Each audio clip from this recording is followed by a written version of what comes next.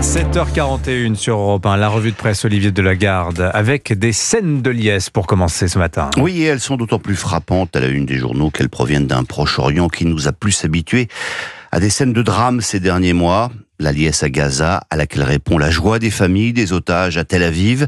Le Parisien aujourd'hui en France a coupé sa une en deux pour faire de la place à tout le monde. L'espoir, c'est le titre du journal.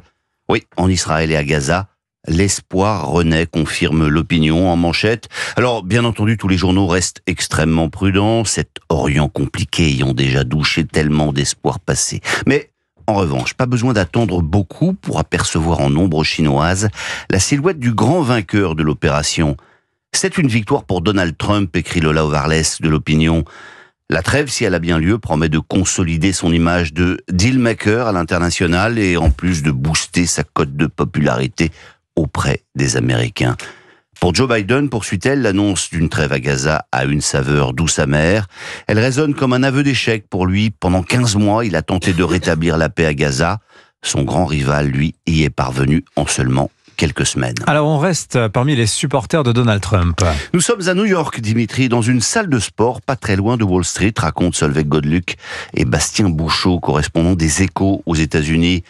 Dans une cage grillagée, des traders, torse nu, ont renoncé à leur repas d'affaires contre la joie de se rouer de coups. Le cours d'arts martiaux mixte radical MMA ne désemplit pas. Et pourquoi s'y intéresse-t-on ? Eh bien parce que c'est là que se trouve l'une des clés de la victoire de Donald Trump de novembre dernier, expliquent les journalistes. Sa campagne électorale a été placée sous le signe des bros, littéralement des frangins, une sorte de ligue de la virilité joyeuse et farouche dans laquelle se sont retrouvés de nombreux électeurs en quête d'identité. Le culte de l'homme fort du mouvement MAGA a trouvé un terrain fertile chez les moins de 30 ans. En 2023, 45% de ces hommes s'estimaient discriminés dans leur masculinité. Trump l'a bien compris. Il a mis la guerre des cultures au cœur de la campagne. Les politiques d'inclusion et d'équité en ont fait les frais, tout comme les droits des personnes transgenres. Et la politique française maintenant, Olivier. Pourquoi ? Ça vous intéresse encore, Dimitri ?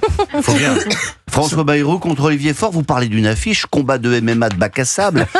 Bon, c'est vous qui voyez. Si François ça vous élimine passionne, moi, dit je ne sais plus quel éditorialiste ce matin à propos des socialistes. je crois que c'est Guillaume Tabar. Ouais. Si c'est vous qui voyez, si ça vous passionne encore, sachez que dans le Parisien aujourd'hui en France, Elisabeth Borne va à Canossa. Sa réforme des retraites n'est plus un totem, explique-t-elle sans sourciller. Le totem, c'est d'assurer l'équilibre du système de répartition, c'est QFD. Au passage, et afin d'amadouer le socialiste récalcitrant, elle annonce qu'elle renonce à la suppression de 4000 postes d'enseignants alors que le nombre d'élèves baisse. Coût du trait de plume, 150 millions d'euros. Une paille. Mais donc, toute cette tambouille, Vincent Trémollet de Villers n'en peut plus. Mais qu'avons-nous fait pour mériter une telle épreuve, se lamente-t-il à la une du Figaro ce matin. Ce débat sur la réforme des retraites. Spectacle irréel d'un pays surendetté, où les vieux se multiplient et où les enfants sont de plus en plus rares. Une France à deux obsessions maladives. Savoir comment travailler moins et taxer plus encore ceux qui s'obstinent à travailler avec ardeur. Ce débat, disons-le franchement, poursuit-il, a déjà vidé la salle. On s'inquiète du basculement de l'Amérique de Trump dans la post-vérité, mais la France du macronisme épuisée patauge déjà dans la post-réalité. Mais on va terminer les deux pieds dans la bonne vieille réalité, celle du foot et de la Coupe de France. Alors chaque année, c'est un peu la même histoire, me direz-vous, Anissa, mais il paraît qu'on ne se lasse pas de cette fable du petit poussé amateur qui terrasse l'ogre professionnel. Hier soir, c'était au tour des modestes joueurs de Bourgoin-Jallieu en Isère de semer leurs cailloux dans la belle mécanique de l'Olympique lyonnais. Alors on m'a demandé de ne pas être trop dur avec l'OL. Le choix de la photo n'a pas posé problème à l'équipe. Elle montre les joueurs bergaliens foot-joints. Bergaliens, c'est comme ça qu'on appelle les habitants de Bourgoin-Jallieu. Quant au titre, le secrétaire de la rédaction de l'équipe s'est surpassé. Bourgoin-Joyeux. Pas mal. Et je sais ce que vous pensez.